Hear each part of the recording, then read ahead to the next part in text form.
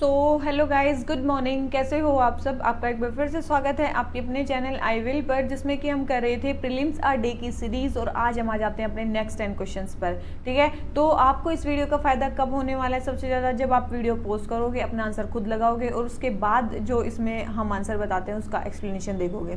ठीक है, तो इसके थ्रू आपके डेली के 10 क्वेश्चन खत्म हो जाएंगे और इन 10 क्वेश्चन के साथ आपके पूरे ईयर में देखो तो अप्रोक्स 3000 क्वेश्चन कंप्लीट हो जाएंगे। ठीक है, तो इस सीरीज के साथ हमारे साथ ऐसे ही जुड़े रहिए ताकि आपकी जो एक टेस्ट सीरीज है वो इन्हीं क्वेश्चंस के थ्रू खत्म हो जाए, या फिर आप सबकॉन्शियस माइंड में आपके ये रहे कि हाँ, एक टेस्ट सीरीज मेरी यहाँ से खत्म हो जाएगी। ठीक है, तो आपको इसका फायदा तभी होने वाला है। और अगर आपको ये वीडियो अच्छी लगती है तो लाइक करना और चैनल को आप सब्सक्राइब कर लेना। और इसके अलावा अगर आपको हमारा इनिशिएटिव ये अच्छा लगता है तो आप वीडियो को शेयर भी कर सकते हो। ठीक है, तो चलिए शुरू करते हैं आज के अपने फर्स्ट क्वेश्चन से। आज का हमारा फर्स्ट क्वेश्चन क्या बोलते हैं, हमें कुछ स्टेटमेंट्स दी गई हैं उसके बारे में बताना है।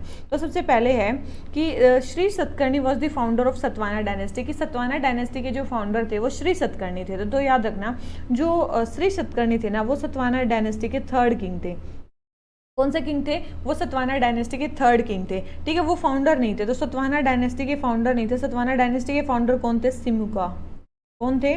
सिमुका। जो सिमुका थे वो थे फाउंडर सतवाना डायनेस्टी के, और जो श्री सतकर्णी थे वो इनके थर्ड किंग थे। तो ये स्टेटमेंट हमारी पहले वाली रॉन्ग हो जाती है। सेकंड है, king Simuka author the book गथा सप्तशती इन प्राकृत। बोल रहे हैं कि जो सिमुक है उन्होंने एक बुक लिखी थी गथा सप्तशती, वो प्राकृत में लिखी थी। तो एक चीज़ याद रखना, जो एक गथा सप्तशती है ये एक बहुत फेमस बुक है जो प्राकृत लैंग्वेज में लिखी गई है। इसी का दूसरा नाम आपने सुना होगा, सतसई। सत्तासई। ठीक है, सत्तासई भी इस बुक को बोला जाता है। और ये लिखी थी सतवाना डायनेस्टी के 17th किंग ने। किसने लिखी थी? सतवाना डायनेस्टी के 17th किंग ने लिखी थी, और उनका नाम था हाला। उनका नाम क्या था? हाला था। ठीक है, याद रखना, उनका नाम था हाला, जिन्होंने ये बुक लिखी थी गथा सप्तशती या सत्तासई, प्राकृत लैंग्वेज में लिखी थी। और इसमें लगभग कितने वर्सेस हैं? 700 वर्सेस हैं इसमें। इस बुक में लगभग 700 वर्सेस हैं। ठीक है, तो याद रखना, किंग सिमुक कौन थे? फाउंडर थे सतवाना डायनेस्टी के। गथा सप्तशती किसने लिखी थी? 17th किंग ने लिखी थी। ठीक है, तो ये होगी हमारे सातवां मतलब इस क्वेश्चन के बारे में। ठीक है, तो ये सेकंड स्टेटमेंट भी रॉन्ग होगी कि गथा सप्तशती इन्होंने लिखी थी। तो फर्स्ट स्टेटमेंट भी रॉन्ग है, सेकंड स्टेटमेंट भी रॉन्ग है। हमें करेक्ट स्टेटमेंट बतानी है। करेक्ट ना तो फर्स्ट है ना सेकंड है, तो आंसर हमारा क्या हो जाता है? डी। ठीक है, ये तो हो गया हमारा किसके बारे में, जो स्टेटमेंट बोल रखी है उसके बारे में। देखो, सतवाना डायनेस्टी को दूसरे नाम से जाना जाता है आंध्राज। आंध्राज भी बोला जाता है। ठीक है, आंध्राज क्यों? क्योंकि लगभग जो आंध्र प्रदेश वाला एरिया था वहाँ पे मेनली ये रूल करते थे।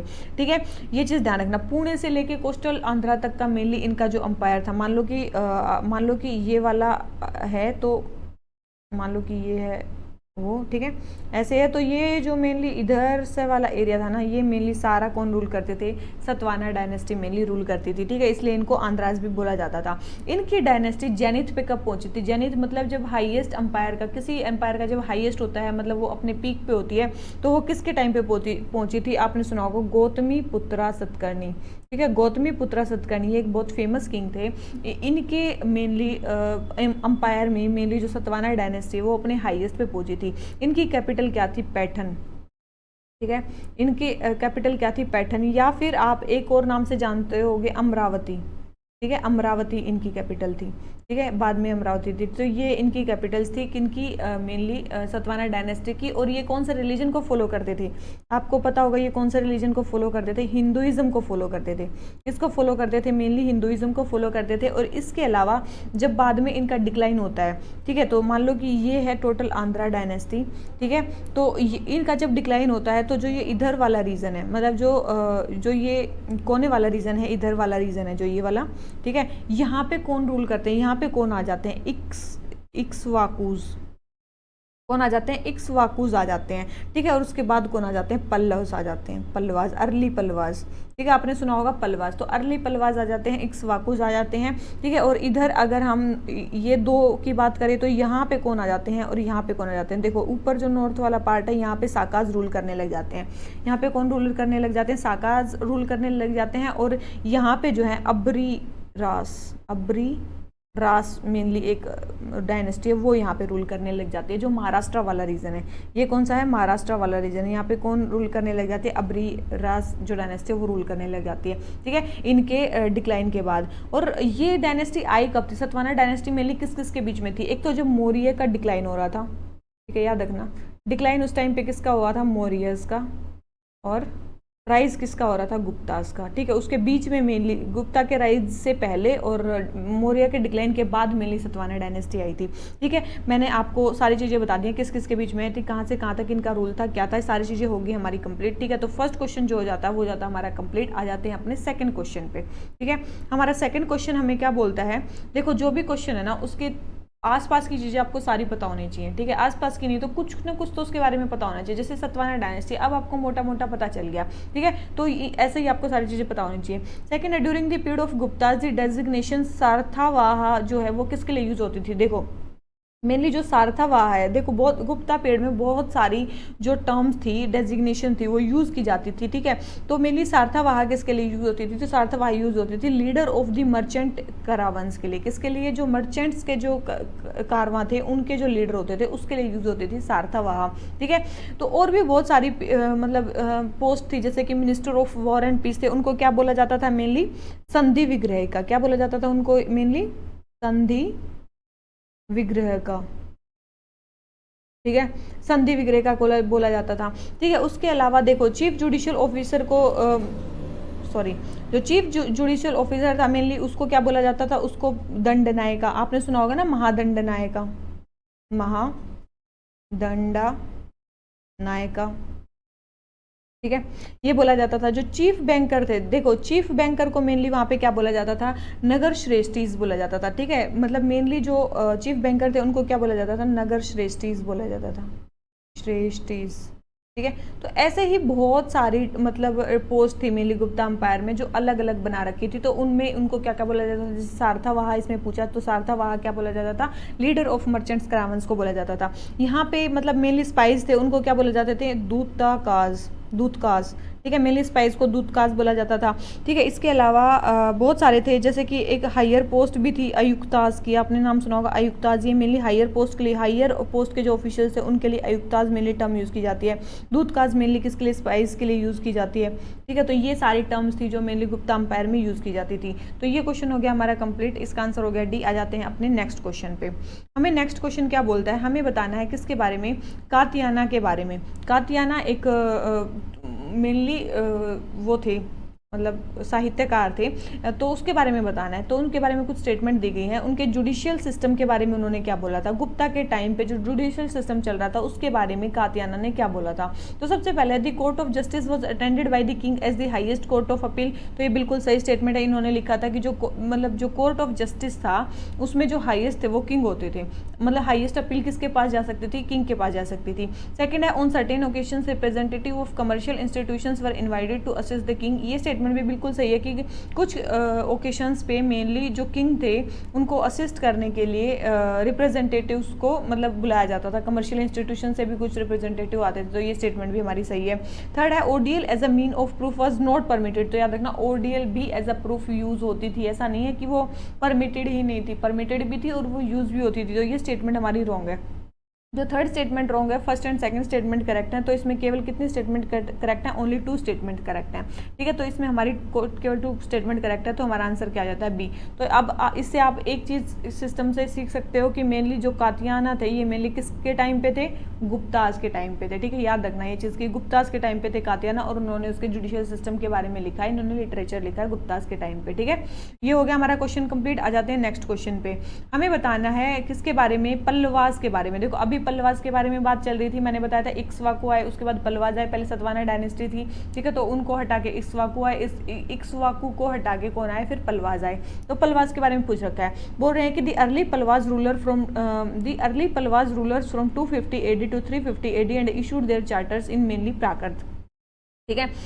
तो ये स्टेटमेंट हमारी क्या है, बिल्कुल सही है। ठीक है, ये स्टेटमेंट हमारी क्या है, बिल्कुल सही है कि मेनली जो अर्ली पलवास थे वे 250 एडी से लेकर 350 एडी तक उन्होंने रूल किया और उन्होंने अपने चार्टर्स प्राकृत में छपवाए, ये बिल्कुल सही है। सेकंड है मंडागापट्टू इंस्क्रिप्शन जो है मेनली नरसिम्हन वर्मन वन का है एज विचित्र चीता। तो याद रखना ये मेनली जो मंडागापट्टू इंस्क्रिप्शन है ये किसके बारे में बताता है, महेंद्र वर्मन के बारे में बताता है। किसके बारे में बताता है, ये नरसिम्हन वर्मन वन के बारे में नहीं बताता, ये महेंद्र वर्मन वन के बारे में बताता है। किसके बारे में, महेंद्र वर्मन वन के बारे में बताता है। कौन सा, मंडागापू जो है, मंडागापट्टू इंस्क्रिप्शन, याद रखना। ठीक है, ये बहुत इंपॉर्टेंट चीजें होती हैं। ठीक है, तो ये इंस्क्रिप्शन किसके बारे में बताता है, महेंद्र वर्मन के बारे में बताता है, वन के बारे में। थर्ड है Mahendra Varman one was also known as Mamalla. देखो ममल्ला का मतलब होता है ग्रेट रेसलर, और ये किसको बोला जाता है, नरसिम्हन वर्मन वन को बोला जाता था। ठीक है, ये किसको बोला जाता था, नरसिम्हन वर्मन वन को बोला जाता था। किसको, नरसिम्हन वर्मन वन को मेनली क्या बोला जाता था, ममल्ला बोला जाता था। ठीक है, क्योंकि बहुत बड़े रेसलर थे। तो ये स्टेटमेंट हमारी क्या होगी, रॉन्ग होगी। ठीक है, तो ये स्टेटमेंट भी रॉन्ग होगी, ये स्टेटमेंट भी रॉन्ग होगी। फोर्थ देख लेते हैं, this shore temple at Mamallapuram and Kailashnath temple at Kanchipuram were built during the reign of Narasimhan Varman two. जो श्योर टेम्पल है जो मेनली ममल्लापुरम में बना हुआ है और जो कैलाशनाथ टेम्पल है जो मेनली कांचीपुरम में बना हुआ है, ये दोनों नरसिम्हन टू के टाइम पे बने थे। ये स्टेटमेंट बिल्कुल सही है, ये स्टेटमेंट हमारी क्या है, बिल्कुल सही है। तो first and fourth statement correct है और सेकंड एंड थर्ड स्टेटमेंट हमारी रॉन्ग है। तो इसके में कितने स्टेटमेंट करेक्ट हैं, ओनली 2 स्टेटमेंट्स करेक्ट हैं। तो हमारा आंसर क्या हो जाता है, बी। ठीक है, हमारा आंसर क्या हो जाता है, बी। इसके बाद देखो मेनली ये बात किसके बारे में चल रही है, अर्ली पलवास के बारे में चल रही है। और अर्ली पलवास मेनली किसको हरा के आए थे, इक्ष्वाकुस को हरा के आए थे। किसको हरा के आए थे, मेनली इक्ष्वाकुस को हरा के आए थे। मेनली जो अर्ली पलवास थे, मैंने बताया था उससे पहले सतवाना डायनेस्टी, फिर इक्ष्वाकु आए नीचे और उसके बाद वहाँ पे क्या है, पलवास आ गए। पलवास ने मेनली एक फेमस इक्ष्वाकु के मेनली जो क्या बोलते हैं किंग थे, उनको मेनली हराया था। उनका नाम था रुद्र पुरुष दत्ता। क्या नाम था उनका, रुद्र पुरुष दत्ता। ठीक है, रुद्र पुरुष दत्ता को मेनली हराया था इक्ष्वाकु के मतलब अर्ली पलवास ने। ठीक है, ये चीज़ आपको ध्यान रखनी है। और मेनली इनके जो मेनली क्या नाम लेते हैं, जो पलवास थे मेनली इनके फाउंडर कौन थे, अर्ली पलवास के फाउंडर कौन थे, उनका नाम क्या था, सिंहवर्मन। उनका नाम क्या था, सिंहवर्मन। क्या नाम था उनका, सिंहवर्मन। तो याद रखना सिंहवर्मन फर्स्ट किंग थे अर्ली पलवास के। ये कौन से थे, फर्स्ट किंग थे अर्ली पलवास के। ठीक है, और इन्होंने इस किंग को हराया था इक्ष्वाकु के, और तब इन्होंने अपनी डायनेस्टी एस्टैब्लिश की थी। और इन्हीं में फेमस भी थे, जैसे कि Narasimhan Varman one, Mahendra Varman one, Narasimhan Varman two. ठीक है, ये कुछ फेमस थे। और नंदी वर्मन जो वन थे ना, नंदी वर्मन वन, याद रखना नंदी वर्मन जो वन थे ना, ये इनके लास्ट किंग थे। अर्ली पलवास के जो लास्ट किंग थे वो कौन थे, नंदी वर्मन वन, ये इनके लास्ट किंग थे। ठीक है, ध्यान रखनी है कुछ कुछ चीज़ें। नंदी वर्मन वन इनके लास्ट किंग थे। ठीक है, और ये सारी चीज़ें होगी। तो इन्होंने मेनली रूल कहाँ पे किया है, अब आप ये बोलोगे कहाँ पे रूल किया, तो मेनली जो तमिलनाडु वाला रीजन है ना, आंध्रा के नीचे जो तमिलनाडु वाला रीजन है, मेनली इन्होंने रूल वहीं पे किया है। ठीक है, तो मेनली किसने, पलवास ने, अर्ली पलवास ने। तो ये स्टेटमेंट हमारी क्या होगी। ठीक है, और सारी चीज़ें हम किस में बताएंगे, जब संगम लिटरेचर की बात आएगी वहाँ पे आपको पलवास के बारे में बताया जाएगा। तो क्वेश्चन नंबर 4 हो गया हमारा कंप्लीट। ठीक है, तो ये भी हो गया, हमारा आंसर हो गया बी। ठीक है, अब आ जाते हैं नेक्स्ट क्वेश्चन पे। नेक्स्ट क्वेश्चन हमें क्या बोलता है, this is one of the many important ports of Satavahana. देखो सतवाना अभी पढ़े थे हमने सबसे पहले क्वेश्चन में, इन दी वेस्टर्न डक्कन में रूल करते थे। And finds mention in Ptolemy writing, इनकी राइटिंग्स में भी सतवाना डायनेस्टी का मेनली मेंशन मिलता है। तो क्या बोल रहे हैं, इंपॉर्टेंट पोर्ट्स बताना है। ओके, ये बोल रहे हैं कि वेस्टर्न साइड पे इंपॉर्टेंट पोर्ट कौन कौन से थे सतवाना डायनेस्टी के। तो आपने एक नाम सुना होगा, कल्याणी पोर्ट। ठीक है, कल्याणी पोर्ट एक फेमस वेस्टर्न टाइप पे पोर्ट था मेनली सतवाना डायनेस्टी का। वैसे तो ईस्टर्न साइड पे भी पोर्ट थे, जैसे कि आपने नाम सुना होगा गंजम पोर्ट। ठीक है, एक आपने सुना होगा गंदा कसेला पोर्ट। ठीक है, ये ईस्टर्न साइड पे पोर्ट थे। याद रखना सतवाना डायनेस्टी के ईस्टर्न साइड पे जो पोर्ट थे उनमें था गंदा कसेला और गंजम पोर्ट। ये थे ईस्टर्न साइड पे, अगर कभी आ जाए तो।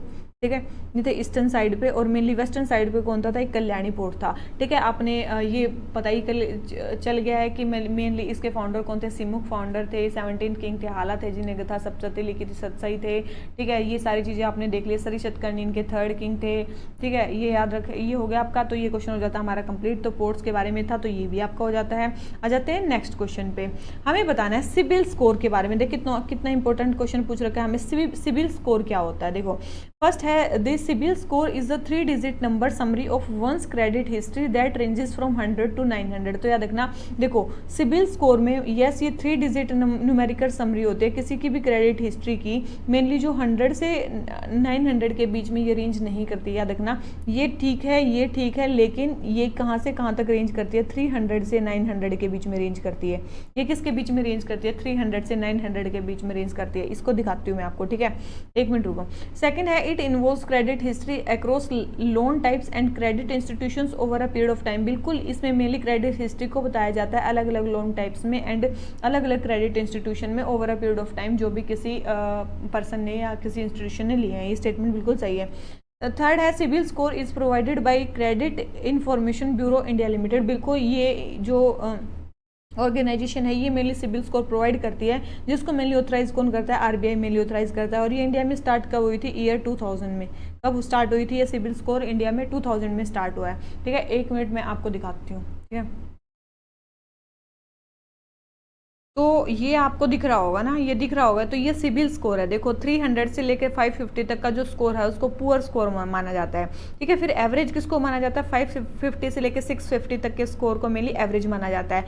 फिर गुड किसको माना जाता है, 650 से लेकर 750 तक के स्कोर को गुड माना जाता है। उसके बाद एक्सीलेंट स्कोर किसको माना जाता है, 750 से लेकर 900 तक का जो स्कोर है उसको एक्सीलेंट स्कोर माना जाता है। ठीक है, तो ये है सिबिल स्कोर की बातें। ठीक है, ध्यान रखना इसको। ठीक है, मेनली मैंने आपको याद कराने के लिए किया है कि 300 से लेकर मेनली 900 तक का स्कोर होता है। और कहाँ से पुअर, अब आजकल तो अंदर भी घुसने लगे हैं, तो आपको ये भी पता होना चाहिए कि कहाँ पे पुअर है, कहाँ पे एवरेज है, कहाँ पे गुड है और कहाँ पे एक्सीलेंट है।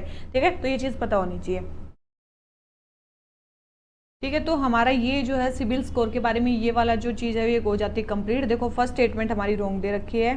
ठीक है, सेकंड और थर्ड हमारी करेक्ट है, तो हमें करेक्ट बतानी है। तो ओनली 2 ही स्टेटमेंट है इसके बारे में जो हमारी करेक्ट है। किसके बारे में, सिबिल स्कोर के बारे में। ठीक है, तो हमारा फर्स्ट क्वेश्चन हो जाता है कंप्लीट। आ जाते हैं क्वेश्चन नंबर 2 पे। ठीक है, क्वेश्चन नंबर 2 हमें क्या बोलता है, हमें बताना है किसके बारे में, सुपर बग्स के बारे में। नेक्स्ट क्वेश्चन हमें क्या बोलता है, फर्स्ट है super bugs are the bacteria that are resistant to several types of antibiotics. बोल रहे हैं कि सुपर बग्स एक ऐसे बैक्टीरिया होते हैं जो रेजिस्टेंट होते हैं बहुत सारे टाइप की एंटीबायोटिक से, इसलिए उनको सुपर बग बोलते हैं। सुपर बग मतलब ऐसा बग जो किसी से ना मरे। ठीक है, सुपरमैन की तरह, जो जिसको कोई हार्म नहीं कर सकता, वैसा टाइप का मानो। ठीक है, तो सुपर बग ऐसे टाइप के बैक्टीरिया होते हैं जो मेनली रेजिस्टेंट होते हैं बहुत सारी एंटीबायोटिक से, बहुत सारी एंटीबायोटिक से। ठीक है, तो बिल्कुल सही स्टेटमेंट, उसी को बोलते हैं। सेकेंड है एसिनेटोबैक्टर बाउमानी, एक ऐसा बैक्टीरियम है जो मेनली न्यूमोनिया, मेनिंजाइटिस और वुंड्स को इन्फेक्ट करता है। बिल्कुल ये सही स्टेटमेंट है, ये तीनों चीजें करता है और ये भी एक टाइप का क्या है, सुपर बग ही है। ठीक है, ये भी एक टाइप का सुपर बग ही है। ये भी एक मेनली क्या है, एंटीबायोटिक रेजिस्टेंट बैक्टीरिया ही है। ठीक है, तो याद रखना ये भी एक एंटीबायोटिक रेजिस्टेंट बैक्टीरिया, ध्यान रखना इसका नाम। ठीक है, ये मेनली क्या करता है, न्यूमोनिया कोज करता है, मेनिंजाइटिस कोज करता है और वुंड्स में को इन्फेक्ट करता है। थर्ड है antibiotic resistance occur when bacteria changes its response to the use of antibiotics. ये स्टेटमेंट बिल्कुल सही है। मान लो कि कोई भी बैक्टीरिया है, मान लो कि आज हम कोई पैरासीटामोल की दवाई लेते हैं। ठीक है, आज वो हमारे पे एक ही दवाई असर कर रही है, लेकिन क्या हो जाता है ना, जब हम लेते रहते हैं कई बार क्या हो जाता है, हम उसका बहुत ज़्यादा ही यूज़ कर लेते हैं। सर दर्द कर रहा है तब भी वही ले ली, और कुछ कर रहा है तब भी वही ले ली। तो थोड़े दिन में क्या हो जाता है, मान लो आज हम आधी दवाई में हमारा सर दर्द ठीक हो जाता है, तो कुछ दिन बाद क्या होगा, कुछ सालों बाद क्या होगा, वही हमारे को फुल एक दवाई लेनी पड़ेगी, मतलब फुल एक टैबलेट लेनी पड़ेगी, तब हमारा सर में दर्द ठीक होगा। तो ये क्या हो जाता है, रेजिस्टेंट हो जाता है बैक्टीरिया, हाफ में उतना असर करेगा ही नहीं, वो अपने आप को उस इन्वायरमेंट में ढाल लेता है कि आधी दवाई से उसको कुछ नहीं होगा, तो वो एक सुपर बग टाइप कैटेगरी में चला जाता है। तो यही है एंटीबायोटिक रेजिस्टेंस, वही होता है कि जब बैक्टीरिया अपने रिस्पॉन्स को चेंज कर लेता है एंटीबायोटिक्स के यूज से, तो उसको ही बोलते हैं क्या, एंटीबायोटिक रेजिस्टेंट। तो तीनों ही स्टेटमेंट इसके बारे में हमारी जो है वो करेक्ट है। ठीक है, तो तीनों ही स्टेटमेंट करेक्ट है, तो हमारा आंसर क्या आ जाता है, सी। ठीक है, करेक्ट ही पूछिए तो यही बताना है। ठीक है, तो ये हो गया हमारा सुपर बग के बारे में। आ जाते हैं नेक्स्ट क्वेश्चन पे।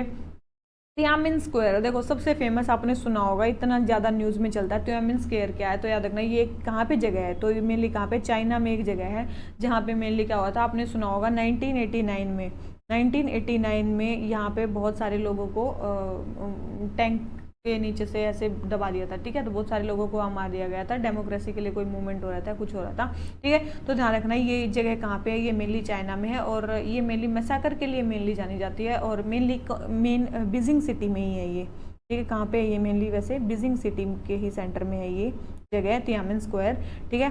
और क्या नाम लेते हैं इसको, 4th जून मैसाकर के नाम से भी जाना जाता है। इसको किसके नाम से जाना जाता है, 4th जून मैसाकर के नाम से भी इस सिटी को जाना जाता है, ठीक है। 4 जून के नाम से भी जाना जाता है। 1 सेकेंड। तो ये आप देख रहे होगे, देखो ये तियानमेन स्क्वायर प्रोटेस्ट के बारे में इसमें पूरे में बताया गया है। जब आप विकिपीडिया पे सर्च करोगे तियानमेन स्क्वायर प्रोटेस्ट क्या थे, जून 4 प्रोटेस्ट भी इसको बोला जाता है चाइना में। यहाँ पे स्टूडेंट लेड डिमोन्स्ट्रेशन था जो मेनली तियानमेन स्क्वायर बीजिंग में आए थे, ठीक है। तो ये सारी चीज़ थी, और मतलब चाइनीज़ गवर्नमेंट ने उसको बहुत ही वायलेंटली सप्रेस किया था डिमॉन्स्ट्रेटर को, ठीक है, जो मेनली वहाँ पे आना चाह रहे थे, या डेमोक्रेसी के लिए फिर मतलब वो कर रहे थे, ठीक है। तो याद रखना ये मेनली एक डेमोक्रेसी के लिए मूवमेंट था, जो बहुत ही बुरी तरह से दबाया गया था, तो याद रखना, ठीक है। तो ये मेनली था, तो याद रखना इसको, ये इसलिए मैंने दिखाया कि चाइना की एक सिटी है, ठीक है। ये देखो नीचे शायद आपको दिख रहे होंगे, ठीक है। तो ये सारी चीज़ें उसके बारे में दिखाई गई। चलो, तो ये वाला जो क्वेश्चन हो जाता है, ये हो जाता है हमारा कंप्लीट। आ जाते हैं अपने नेक्स्ट क्वेश्चन पे। नेक्स्ट क्वेश्चन हमें क्या बोलता है, हमें बताना है जीआई टैग के बारे में। बोल रहा है कि जीआई टैग किस किस को दिया जाता है, तो याद रखना जीआई टैग किस किस को दिया जा रहा होगा, एग्रीकल्चर प्रोडक्ट्स को भी दिया जाता है, हैंडीक्राफ्ट्स को भी दिया जाता है, वाइन्स एंड स्प्राइट्स ड्रिंक को भी दिया जाता है, इंडस्ट्रियल प्रोडक्ट्स को भी दिया जाता है, और फूड स्टफ्स को भी दिया जाता है। चारों को ही दिया जाता है, याद रखना इन चारों को ही मेनली दिया जाता है, ठीक है। देखो मेनली जीआई टैग है क्या, मैं वो चीज़ बताना चाह रही हूँ आपको। मेनली जीआई टैग है क्या, देखो जीआई एक इंडिकेशन है जो मेनली गुड्स को, जिनके कुछ स्पेशल कैरेक्टरिस्टिक होते हैं और किसी ज्योग्राफी से रिलेटेड होते हैं, वो किसी डेफिनेट ज्योग्राफी से रिलेटेड होते हैं, उसको जीआई टैग दिया जाता है, ठीक है। मेनली इंडिया में कौन सा लॉ है, geographical indication of goods registration and protection act 1909, ठीक है। मेनली इसके अकॉर्डिंग दिया जाता है। और मेनली इंटरनेशनल ये कैसे गवर्न होता है, WTO में एक एग्रीमेंट है ट्रिप्स, आपने नाम सुना होगा, trade related aspects of intellectual property right, mainly ये उससे गवर्न होता है, ठीक है। ये चीज़ उससे गवर्न होती है, ठीक है। और मेनली किसको दिया जाता है, प्राइमरी एग्रीकल्चर, नेचुरल और मैन्युफैक्चर प्रोडक्ट्स जैसे कि हैंडीक्राफ्ट है, इंडस्ट्रियल गुड्स हैं, इन सबको दिया जाता है। इसकी वैलिडिटी कितने साल तक होती है, इसकी वैलिडिटी 10 ईयर्स तक होती है। कितने साल तक होती है इसकी वैलिडिटी, 10 ईयर्स तक होती है, ठीक है, जो बाद में रिन्यू भी करवाई जा सकती है। जब भी किसी एक प्रोडक्ट को टैग मिल जाता है, कोई भी कंपनी उसके सिमिलर प्रोडक्ट्स को नहीं बेच सकती है अपने मतलब उसी का नाम लेके, ठीक है। तो ये मेनली एक लीगल प्रोटेक्शन देता है मेनली, ठीक है, against unauthorised use by others, ठीक है। और एक्सपोर्ट्स भी इससे प्रमोट होते हैं। तो यही सारी चीज़ें आपको देखनी है, ठीक है। और कुछ फेमस प्रोडक्ट्स जिनको मेनली जीआई टैग मिला हुआ, बासमती राइस, दार्जिलिंग टी, ठीक है, ये Mysuru silk, Kullu shawl, Kangra T, Tanjore paintings. अभी रिसेंटली किसको मिला था, मखाना को मिला था, बिहार का मखाना, ठीक है। मिथिला के मखाना को भी अभी रिसेंटली ये देखो आगे आया हुआ है, ठीक है। मिथिला के मखाने को भी मेनली जीआई टैग मिला हुआ है, ठीक है। और बिहार में और भी बहुत सारी चीज़ों को मिला हुआ है, जो है वो देख लेना, ठीक है। इन सब सारे चीज़ों को मिला हुआ है इसके बारे में, ठीक है। तो ये चीज़ हो जाती है हमारी कंप्लीट, ठीक है, जीआई टैग के बारे में, ठीक है। तो हमारा ये जीआई टैग वाला जो क्वेश्चन हो जाता है कंप्लीट। आ जाते हैं क्वेश्चन नंबर 4 पे। Question number next sorry last question पे, ठीक है। Mekong is trans boundary river in South East Asia. देखो मेकोंग रिवर का नाम आपने सुना होगा, बहुत फेमस रिवर है, ये एक ट्रांस बाउंड्री रिवर है बिल्कुल, और साउथ ईस्ट एशिया में है बिल्कुल। तो ये किस किस कंट्री से पास होती है, बहुत इंपॉर्टेंट रिवर है। आपको एक चीज़ पता होगी, ये इंडिया से तो बिल्कुल पास नहीं होती है। अगर इंडिया से पास नहीं होती है तो और एक चीज़ ध्यान रखना, जो ये जो मेकोंग रिवर है ना, जितने भी ये साउथ ईस्ट एशिया में जो ये 5 कंट्रीज है ना, जैसे कि म्यांमार हो गया, थाईलैंड हो गया, लाओस हो गया, कंबोडिया हो गया, वियतनाम हो गया, इन 5 कंट्रीज से पास होती है, ध्यान रखना, ठीक है। ये ऐसे रिवर है जो 5 कंट्रीज से पास होती है, तो लाओस से भी होती है, म्यांमार से भी होती है, और कंबोडिया से भी होती है। तो इसका आंसर हमारा क्या हो जाता है, बी, ठीक है। 1 मिनट रुको, एक और चीज़ दिखाती हूँ। तो ये देखो, ये आपको दिख रही होगी मेकोंग रिवर, ठीक है। जो मेकोंग रिवर है तो ये कहाँ से पास होती है, मेनली देखो चाइना से आती है मेकोंग रिवर, और मेनली म्यांमार से, लाओस से, थाईलैंड से, कंबोडिया से, वियतनाम से आते हुए कहाँ गिर जाते हैं, साउथ चाइना सी में गिर जाते हैं, ठीक है। तो मेनली ये कहाँ पे गिरती है, वियतनाम से होते हुए लास्ट में साउथ चाइना सी में गिरती है, ठीक है। याद रखना इस चीज़ को। और ये एक नेक्स्ट डायग्राम मैंने दिखाया है। ये डायग्राम मैंने क्यों दिखाया है, क्योंकि जो मैकोंग रिवर है ना, ये चाइना से भी जाती है और इन 5 कंट्रीज से भी मतलब फ्लो करती है। तो ये जब चाइना से आती है ना, तो याद रखना चाइना ने इस रिवर पे अप्रोक्स 10 डैम्स बना रखे हैं जो अभी ऑपरेशनल है। देखो जो ब्लैक में जो है ना, ब्लैक में जो ऑपरेशनल डैम्स के बारे में बता रखा है, अप्रोक्स 10 से 11 जो डैम्स हैं वो मेनली चाइना है उसने मैकोंग रिवर पे बना रखे हैं। और यही डिस्प्यूट्स है इन सारी कंट्रीज और चाइना के बीच में कि आपने इतने ज़्यादा मेनली इस पर डैम बना दिए हैं कि हमारी जो कंट्रीज़ हैं उनके लिए क्या हो गया, ये काफ़ी ज़्यादा डिफिकल्ट हो गया, क्योंकि पानी तो सबको चाहिए। आप ही डैम बना लोगे, आप ही सारे वाटर को कंट्रोल करोगे, तो उनके पास क्या रहेगा। ठीक है, तो ये चीज़ ध्यान रखना। मेनली चाइना ने इस पर 10 डैम्स बना रखे हैं। और इन कंट्रीज़ में देखो मेनली एक लाओस में डैम बना हुआ है और एक कंबोडिया में डैम बना हुआ है, उसके अलावा यहाँ पे कोई डैम ही नहीं है। ठीक है, तो मेनली इसके ऊपर भी चाइना और इन कंट्रीज़ में डिस्प्यूट है, ये चीज़ ध्यान रखना। और एक और क्वेश्चन मेनली आया हुआ है मैकोंग गंगा कॉर्पोरेशन के ऊपर, ठीक है, कि इसमें कौन कौन सी कंट्रीज़ हैं, ध्यान रखना उस चीज़ को भी। तो उसमें भी ये सारी और इंडिया आ जाएगा, क्योंकि मैकोंग गंगा कॉर्पोरेशन था ना, ध्यान रखना उसको। ठीक है, देखो आपको एक और चीज़ दिख रही होगी, मैंने एक नई पीढ़ी निकाली है। मैकोंग लैंसेंग कॉर्पोरेशन क्या है। देखो मैकोंग रिवर को ही चाइना के जो एरिया है उसमें लालसेंग बोला जाता है, याद रखना। ठीक है, उसको क्या बोला जाता है, लालसेंग बोला जाता है। तो मैकोंग लालसेंग कॉर्पोरेशन क्या है, तो एक चाइना लेड इनिशिएटिव है जिसमें मेनली मैकोंग डेल्टा की जो जितनी भी कंट्रीज़ हैं, मतलब बता दी मैंने, चाइना तो है ही साथ में, और जो 5 कंट्रीज़ हैं वो इंक्लूडेड हैं। और मेनली जो भी उनके बीच में रीजनल टेंशन चल रही है due to hydro power products, क्योंकि चाइना में क्या बहुत सारे हाइड्रो पावर प्रोजेक्ट्स बनाए जा रहे हैं जो मेनली रिवर के फ्लो को रोक रहे हैं, और मेनली इसके कारण इकोलॉजिकल डैमेज बढ़ रहा है। ठीक है, देखो ये मैं बता रही थी कि चाइना ने 10 डैम्स बनाए मैकोंग पे। ठीक है, और जहाँ पे मैकोंग चाइना के पार्ट में बहती है तो उसको लालसेंग वो बोलते हैं। ठीक है, तो यही सारी चीज़ें हैं जो मेनली अदर कंट्रीज इसको क्या कर रही हैं, इस पे वो कर रही हैं, ऑब्जेक्शंस उठा रही हैं, और साइड चाइना सी में ये जाके गिर रही है। ठीक है, तो ये चीज़ ध्यान रखना सारी चीज़ों के बारे में। ठीक है, ये एक और चीज़ आप ध्यान रखना। ठीक है, मैकोंग गंगा कॉर्पोरेशन में कौन कौन सी कंट्रीज हैं। ठीक है, तो लिम्का टीवी से इन्होंने कोई ट्रिक बता रखी है, ध्यान रख लेना। ठीक है, तो मैकोंग गंगा कॉर्पोरेशन में कौन से, चाइना नहीं है, याद रखना इसमें चाइना नहीं है, क्योंकि नीचे जो बेसमेंट वाली है डेल्टा वाली कंट्रीज हैं वही वाली हैं। तो इंडिया, एक तो गंगा है तो इंडिया से पार हो रही होगी। ठीक है, तो एक तो इंडिया और ये 5 कंट्री है, म्यांमार, थाईलैंड, लाओस, कंबोडिया और वियतनाम, ये सारी कंट्रीज हैं। ठीक है, तो मैकोंग गंगा कॉर्पोरेशन में कितनी कंट्री है, ये प्रीवियस ईयर में भी क्वेश्चन आ चुका है, तो ध्यान रखना इसको। ठीक है, तो हमारे आपने देखे होंगे इसी तरीके से हमारे जो टोटल 10 क्वेश्चंस हो जाते हैं वो आज के कंप्लीट हो जाते हैं। अगर आपको वीडियो अच्छी लगी हो तो लाइक करना, और आप चैनल को भी प्लीज़ प्लीज़ प्लीज़ सब्सक्राइब करो, अपने फ्रेंड्स में शेयर करो, ताकि इस चैनल की रीच भी बढ़े और आप तक जो अच्छा अच्छा कंटेंट है हम और ज़्यादा एनर्जी से प्रोवाइड कर सके। ठीक है, प्रोवाइड तो अब भी कर रहे हैं, लेकिन अगर बंदा खुश होता है, अगर कोई अप्रिसिएशन देता है तो उससे और ज़्यादा बंदे को मतलब होता है कि चलो अगले दिन और थोड़ी खुशी से बनाता है। ठीक है, तो चलिए इसी नोट पे आज का लेक्चर ख़त्म करते हैं। ठीक है, thank you very much, bye bye.